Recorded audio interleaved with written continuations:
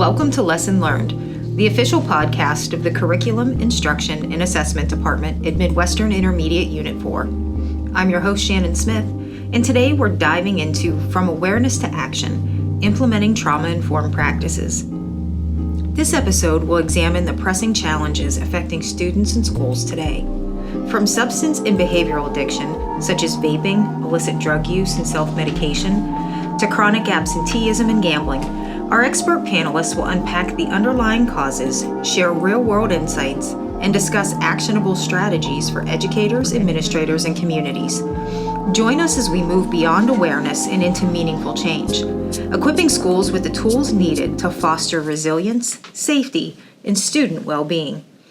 Joining me once again is Dr. Susan Tarasevich, author and mental health expert. Welcome to the studio again. So let me ask you, how does your area of expertise lend to this conversation on trauma-informed practices? Well, I really have got into trauma-informed practices as a result of trying to figure out what was causing so many discipline problems in schools and in my work in student assistance. And also began to really work in the realm. I went to Bruce Perry's Child Trauma Academy. I've done some work with Lakeside. More recently got into polyvagal theory with Stephen Porges and Dr. Laurie DeSautel's, who's brought that work to life in schools. And I guess as I work with districts to implement trauma-informed approaches and create plans that are meaningful and doable, one of the things that I've learned is that it has the great power to transform school climate, school culture, and really bring hope and healing, not just to students and families, but to staff as well. Now, it seems in recent years there has been an emphasis placed on trauma-informed care training for our educators so that they are better equipped to support and to uplift our students. So how do these trauma-informed practices actually help make schools feel safer and more positive for everyone?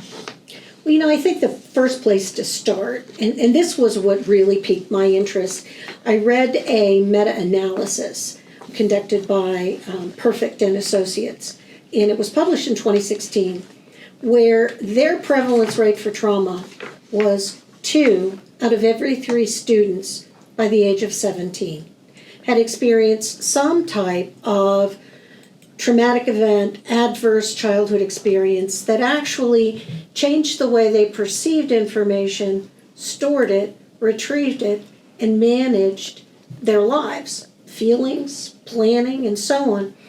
And that gave me pause, because anybody who's taught, when you look in a high school classroom, 2 out of every 3 is staggering. And so it's more common than we think. Everybody thinks that, that's, this small subset of kids, but it really isn't. And trauma actually affects learning and behavior and relationships, so it's pervasive. And I think that schools really play a vital role in promoting healing and resilience. Because the good news is we are very neuroplasticity.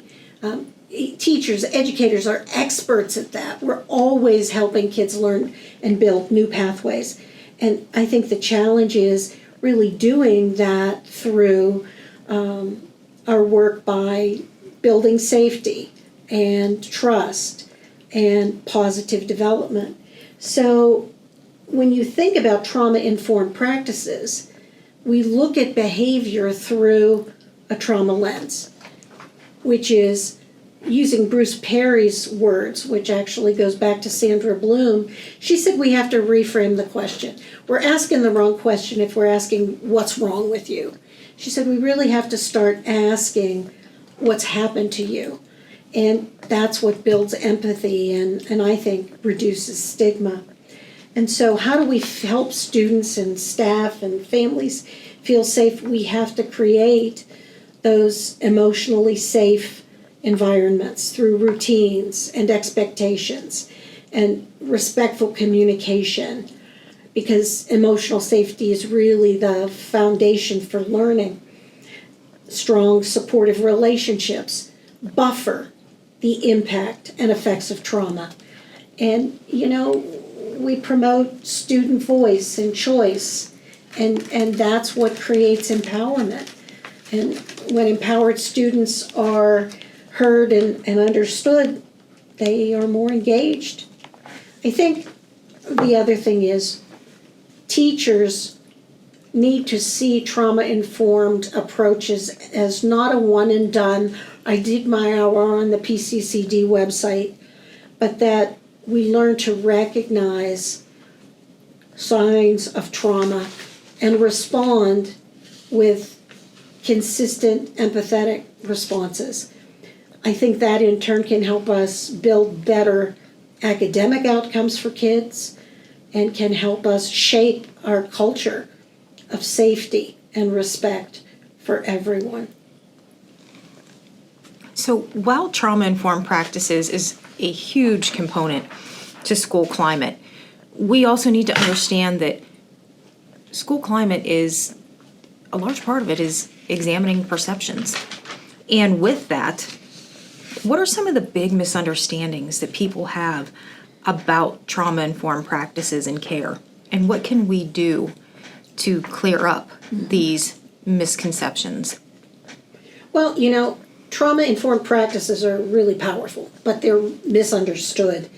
So let's unpack the myths and think about how we can respond to some of them effectively. So first of all, what I hear when I talk to teachers and they kind of have their eyebrows up and they're questioning, we're going to talk about this now? Is this the new flash in the pan? They think that trauma-informed means that we're just letting kids get away with everything. We're being soft on them. And that trauma-informed means that there's a lack of accountability. I think we have to draw the distinction to understanding behavior, not excusing it. We still hold our students to expectations through support and consequences, not shaming punishment. I believe consequences teach. Punishment and shame and blame do nothing more than exacerbate the problem. So it's not about being soft on kids, it's about teaching them replacement behaviors and coping skills. Other things teachers say to me is, well, only the kids with obvious trauma need this. Well, the issue is the trauma is often hidden, it's often unreported, and students carry invisible backpacks of stress and instability and loss. And the good news is trauma-informed practices really help all students and all staff because we're creating safe, predictable environments where everyone can thrive. I think a big thing here too to take a look at is what are our individual perceptions of what trauma is? Because something that I might consider a traumatic experience might not be the case for somebody else. That's right. When you think about the definition of trauma, I like to think of it using the Substance Abuse and Mental Health Services Administration definition. Trauma is an event or series of events or circumstances that everyone, second E, experiences in unique ways. In our school, we had 2 kids who were siblings in the high school level. Their house burned down. The sophomore was doing great. Didn't really see very many signs that the child was having difficulty coping, whereas the junior, the student who was the junior, was falling apart every day. And people say, well, how come this kid can't be more like their sibling? Because brains are different. And that's why we never judge someone else's experience of a traumatic event. We see as we are, not as it really is. So I think taking a look at that is really important. And the third E, now that we're talking, is lasting adverse effects. So experience everyone experiences uniquely with lasting adverse events on my ability to function. So in a previous conversation, we had talked about how we tend to compartmentalize safety, academics, SEW, but really, how can and should these different strands within a system, within a school, work together to really make trauma-informed strategies work well? School-wide systems include things like policies and procedures, professional development for staff, but also support, what our discipline practices are, how we use data and how we look at our needs and our gaps and our resources. What are our mental health and community partnerships? What are the communication and leadership structures? And so as you're thinking about how different systems work together, trauma-informed approaches are not another subset of things that we're putting on teachers' plates and asking them to do. We're saying, where do these things align and integrate? So in a school with multi-tiered systems of support, we might be adding a dimension around how do we discipline with consequences and restoration and teaching skills that are lacking, as opposed to shaming and excluding. So that's just one example. When you're looking at restorative discipline, I think for some this can be a touchy subject because it oftentimes requires a mindset shift. Not only from the administration, but from the teaching staff as well. Mm-hmm. We automatically assume that there should be that instantaneous consequence when where is that fine line between a consequence that may deserve an after-school detention, a Saturday detention, maybe a few days and in-school suspension, versus the consequence really should be we need to maybe get counseling services in place for this student. So how do we encourage our educators to be open-minded to the idea of restorative or innovative discipline? And I think that when you hit on mindset shift, that's critical. One of the things that I find teachers often miss is that when we talk about trauma, it isn't we have consequences and we get counsel or we get counseling. I think it has to be both.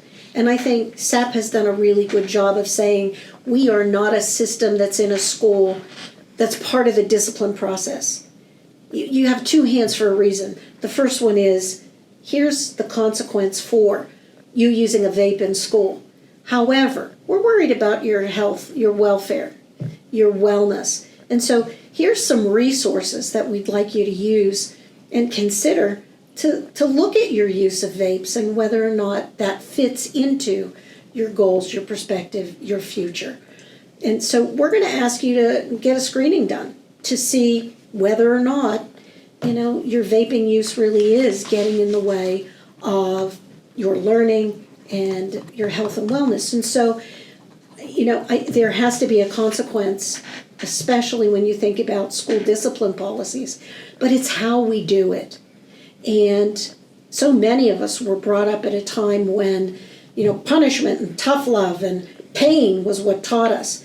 And for kids with trauma histories, that just exacerbates it and makes it worse.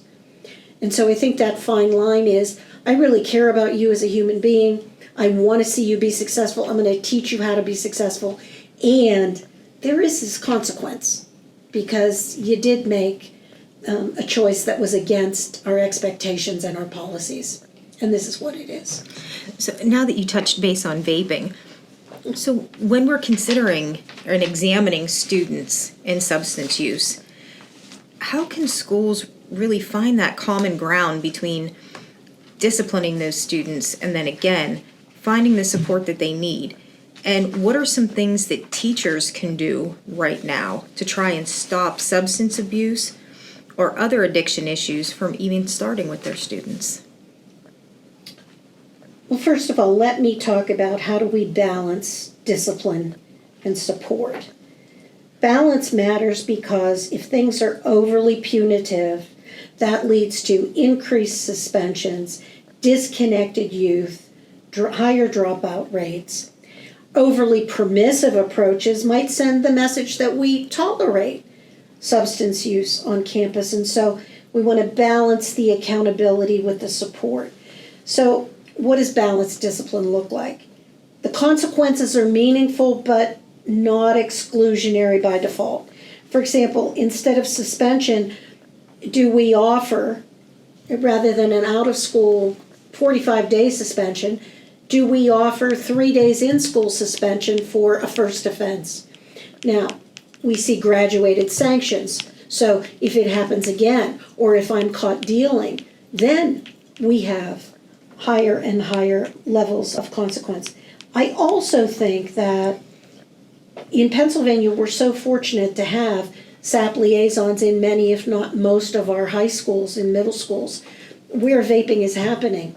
So in my mind, when people ask, well, what should we do? Whenever there's a vaping violation, and maybe the school resource officer confiscates it and tests it to see what it is, are we also offering, in addition to what the school policy says, that helping hand of student assistance with a screening or an assessment done by the SAP liaison or someone of the parents choosing? Because I think that when that happens, that's always an opportunity for intervention. And these are kids. So we want to make sure that we're giving them every opportunity to learn and grow and get the help that they need. So I think that balanced approach also is based on age and risk level and so on. Now, thinking back to when we were in school, times that we may have felt influenced or pressured by our peers, it was typically in cafeteria talk, hallway talk, maybe the passing of a note. But our students now are living in a much different world, with social media just being a hub of activity and in some cases drama. How are peers influencing each other, and how big of a deal is it that student substance use, in terms of, what can schools do to step in and help with that, especially as they're putting so much of their lives in a social platform and making accessibility to their lives so easy? The reality is adolescents are highly influenced by peers. And that is because they're really seeking to develop and refine their identity. And oftentimes peer approval and belonging outweigh adult guidance. And substance use often begins or escalates in social settings. So, but the thing that I want people to take away from our work today is this, and that is most kids, at least according to our Pennsylvania Youth Survey, are not using substances. We think that, kids will say to us, well, I did it because everybody's doing it. Well, no, not everybody is. That's what we call social norm theory.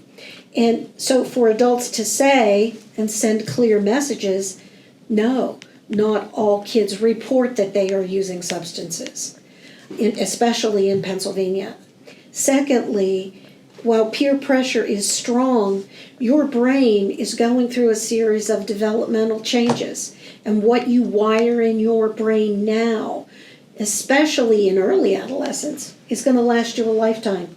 Most smokers began using in early adolescence. It's much harder to quit, and it's more likely that kids will go on to develop addiction to nicotine or other things if they start using early. And so the message for our kids is delay, delay, delay. When we start to see kids drifting away from pro-social, positive peer relationships, hanging with a tougher crowd, that's when we want to try and intervene and get those kids, especially who are isolated or marginalized, into some other kinds of pro-social peer groups. We know that social media glamorizes vaping and drug use. And so making sure that we're giving kids good, accurate, scientific information about their brains, about what stuff does in their brain. And, we're up against millions and millions of dollars that the tobacco industry has put into the development of electronic delivery devices, because they agree cigarettes are bad. But the stuff that kids are inhaling through the vapors and so on, just as deadly, maybe a little less deadly than the components of nicotine, but certainly not without risk.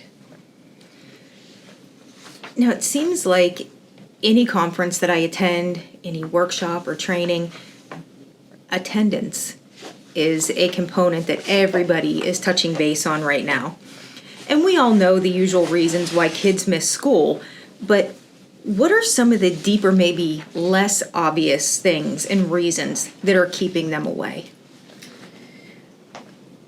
Well, first of all, going back to our discussion of trauma, students with trauma histories often associate school with fear and stress and loss of control, and school environments unintentionally, activate that fight, flight, freeze response, and even normal routines can be overwhelming for them.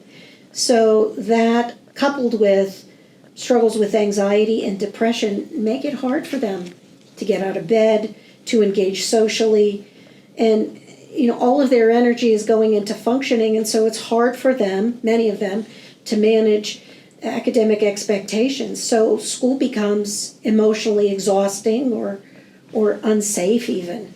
Couple that with assuming caregiving responsibilities and adult roles for younger siblings. Kids can stay home because they've been bullied, they are in conflict with peers, they don't feel connected to a positive peer group. And so, even unmet basic needs, there's housing instability, food insecurity, hygiene issues. Students can feel shame or discomfort about coming to school because they lack clean clothes or supplies. And, I think that those are just some of the reasons that are behind or underneath that iceberg of student absenteeism. It seems for years that the approach to absenteeism, or the consequence of you were late for school, you got an after-school detention. Perhaps if you missed so many days of school without an excuse, that might lead to a fine. Mm-hmm. But instead of punishing kids for not showing up to school, how can we actually get them into the building and get them into the classroom? Well, I want to focus on three. And the first one is, I want us to ask questions around what the barriers or the obstacles are. So let's problem solve around what those tangible obstacles are. Do they have transportation? If they miss the school bus, is there another way to get them to school? Bus passes, taxi passes, Uber passes maybe. Do they have school supplies? I don't think that we're living in an age now where a classroom teacher should punish kids because they didn't come with a pencil or paper or, a supply that's needed. We need to have budgets that supply those things and help kids not feel shame around that. Meals. Many times breakfast and lunch are the only meals that some of our kids are getting. Hygiene products. One of my best experiences is in a community school in the north side of Pittsburgh, where that school is the community hub, where there are people who staff it, who are helping families find housing, financial support, meal and food security. And so, do students have what they need to show up without shame or fear? The second strategy that I've seen be somewhat helpful is creating that soft reentry. Let's create a welcoming, low-pressure return plan. Start with half days, flexible scheduling, maybe hybrid options. Do we have quiet spaces where kids can go that support staff are available and check in with kids during the day. Let's celebrate the little wins. How do we make school meaningful again and give a student a sense of purpose and a sense of belonging? I know that many schools that I work with have social workers who will do home visits, but they show up with the school resource officer in the police car with the township police logo on the door, and parents won't open the door for police. And so we have to identify what those barriers are. And yes, sometimes kids do need behavioral health support. Sometimes families need behavioral health support. But rather than seeing children, youth, and families as a punishment, how can we open doors so that we see them as helpers and not as people who are going to take the kids away from us? Now, having the outreach that you do in being able to support and work with so many districts across the state, are you noticing any districts that are taking a particular approach or strategy to really get kids back on track and get them engaged where disengagement and attendance has been an issue? I think some of the districts that I've worked with have partial answers, and there are some things that work for some. For example, I was talking to a counselor yesterday who's been in her elementary school for 25 years. She knows the families. She taught parents of the kids that she's working with now. She's a powerful agent in their truancy elimination plans. As the school counselor, she knows the kids and the families. They will talk to her when they won't talk to a school resource officer. Fining parents, saying that they're going to go to jail if their kids don't come to school. I think we've been trying that. I don't see it making a big difference. I think it really goes back to one of the central themes of our conversations in this podcast, which is building relationships, reestablishing, rebuilding, building deeper trust so that they see us as helpers, not as shaming centers of punishment and exclusion. I think some of the other things that I've talked about in terms, soft landing, some counties have truancy, a variety of different truancy intervention programs. The problem is getting the programs into the homes, and the school has to be the bridge there. If my school counselor, who's been in that building for 25 years, is able to have a conversation with a former student who can really explain what the purpose of this is and the resources that are coming, it could go a long way, not just to get the kid back to school, but to promote healing for the whole family. Now, something interesting that you had brought to my attention, and it was something that even as much as I engage with the PAYS data, with school climate survey data, that I personally had never even considered, and that's online gambling. And with the access that our students have to these platforms, how are they actually being affected by the online gambling, the need to engage and maybe placing bets? What are you seeing? It's interesting that, we talk about online gambling and gaming because the Pennsylvania Youth Survey, which looks at students from 6th, 8th, 10th, and 12th grade, in 2021, 6% of the kids that took that survey said that they had participated in online, any kind of gambling in the last year. In 2023, that's up to 9%. And you might say, well, it's not that much, not even 10%. Well, it's actually about 1 in 11 kids. And that's a 50% increase from 2021 to 2023. Gambling is everywhere. You can't go to a video game. I have games, word games that I play on my phone. They're always trying to get me, do this for cash, do this for cash. So we have online gambling, which is real money betting through websites or apps. But I think where a lot of our kids are diving in is through the gaming features, loot boxes, and microtransactions, and skins betting, and pay-to-win mechanics. Many of these things mimic gambling mechanics, even if no money is exchanged. What student nowadays doesn't have access to a credit card? And so we're seeing increased exposure and engagement, particularly in popular games like Fortnite.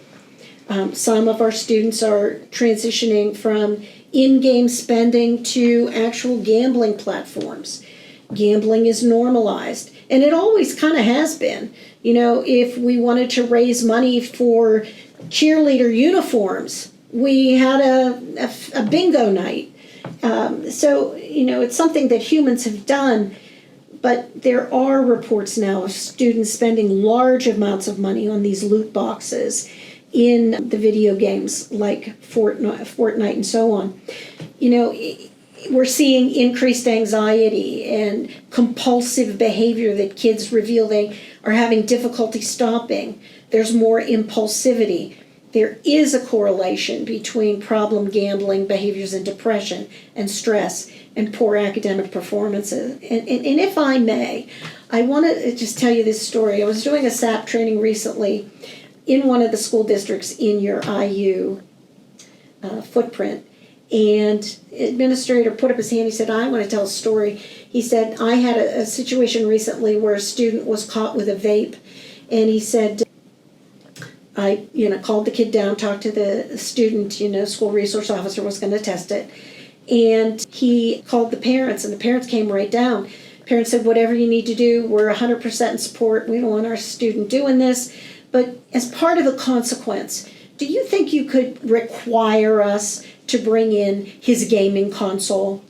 Since over the last couple months, he's changed dramatically. He runs up to his room when he comes home from school. We don't see him for the rest of the night. He sneaks down for food and takes it upstairs. He's mean to his brothers and sisters. He's irritable. He's cranky. We can't get him up in the morning. We don't know who this monster is anymore. And the administrator said, okay, I'll do that for, how about 2 weeks? How about 4, said the family. He said, we'll meet in the middle. Let's do 3. So about a week or so after the gaming console was brought to the administrator and locked in his closet, the administrator reported that the parent called and said, thank you so much. We have our son back now. And, he's back to his old self. This stuff changes the way our brains function, especially a teenage brain. And so I think that is just a classic story that illustrates what we're seeing is that there are mental health concerns, and the teenage brain is especially vulnerable. So for others out there where gambling might be something new to bring to the table in terms of addiction amongst our students, what are some of the warning signs that a student might have a problem with gambling? Not only for our teachers, but for our parents that are listening in. So, how distractible is a student in class? Are you hearing more conversations and peer pressure related to in-game spending? Parents really generally are aware that some of these gaming platforms are risky. And so I think parents making sure that they are monitoring what kinds of websites, what kinds of apps their kids are using. Raising awareness. I mean, we get introduced to gambling in toddlerhood, right? And so raising awareness that, this stuff can change the way your brain perceives information and retrieves it. So setting limits. You can play for this amount of time. When I said we get introduced to this in toddlerhood, what parent hasn't set their child in front of a gaming, thing to help find some time to do stuff? So really making sure that We teach critical thinking skills, digital literacy, helping kids recognize that these things are designed with spending traps. When we think about treatment, even for adults, there's a recent study that was published in the Journal of the American Psychiatric Association in July of 2024 that said cognitive therapy and mindfulness are promising practices in treatment. I guess we really want, just as with mental health concerns, we want to look at how much is this behavior impacting key areas of life, in school, with academics, with discipline, with behavior, at home, with family activities, interactions with parents, with siblings, with friends. What are they doing in the community? It is my experience that gambling does activate the same brain regions and reward centers that psychoactive drugs do. And so I go back again to, let's teach the brain so that people can understand that this stuff does change our brains. Susan, I know that you could probably do an entire podcast series on this topic, but if our schools want to start integrating trauma-informed approaches to tackle some of the issues that we've been discussing, what are some efficient and effective ways that they can begin to make a difference? Well, I think first of all, you want to take a look at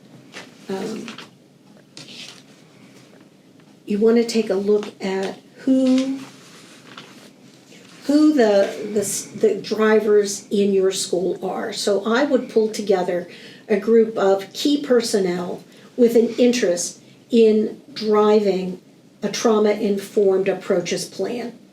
PCCD has on their website a model trauma-informed approaches plan. They outline exactly what to do. I also think, so that's a first step. Who are those people who are going to drive this? Second of all, leadership has to buy in from the school board all the way down to making sure that our custodians, our cafeteria workers, our bus drivers get good professional development on this. I think the third thing is doing a needs assessment and determining what kinds of professional development our staff needs. This is not a one and done thing that we can do. Okay, we did our 1 hour this year and we'll do our 1 hour next year.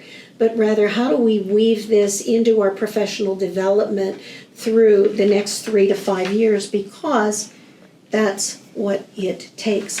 I think that ongoing professional development promotes that shared language. So talking about upstairs brain, downstairs brain, helping give us a language for discussing behavior. When I flip my lid and lose my cool, how do I bring that back down? We need to do that K to 12. We also have to remember that eventually this filters down into the classroom, and there are so many wonderful positive trauma-informed strategies that teachers can do in their classrooms, and we can actually, as a school, build our capacity to integrate these. Let's move our discipline systems from punishment to consequences and restoration. Focus on skill building, not just making sure that we exclude kids, but also making sure that, our consequences and responses are fair and consistent and aligned with the needs of the student. I think also making sure we have access to counselors and social workers and partners in our communities. So recognizing that trauma-informed strategies work best when they're system-wide and not siloed. And that means we're aligning our structures, our policies, our mindsets. And one of the most important mindsets that I think goes a long way with helping staff de-escalate before they can help a student de-escalate, and that is practicing the Q-tip. Quit taking it personally. This is not about you. as a teacher or a counselor, as an administrator. It's about what's going on inside that kid's brain. And Susan, once we start integrating these trauma-informed practices in our schools, and we have the community, the stakeholders, our educators all on board in moving forward with this support, how do we keep the momentum going once we actually have it in place? And that's part of what I talk about in terms of building capacity. As a consultant, I come in and I help schools with a 3 to 5 year plan, and I might do some really engaging professional development. But what's really important is that we have people in those buildings who are continuing to learn and grow and take new kinds of online or in-person trainings, being able to go to conferences, but also building it into the structure of what we're doing every day. How are we building positivity? How are we making sure that our language is reflective of not what's wrong with this child, but what's happened to them? Really reaching for and looking underneath that iceberg of what we see on the surface to what else might be going on, and helping to teach de-escalation. I think going back to those common systems approaches and weaving these things into the systems approaches makes a big difference. Start small can have a big impact. Maybe starting with one classroom or one grade level team. You can't overhaul everything at once.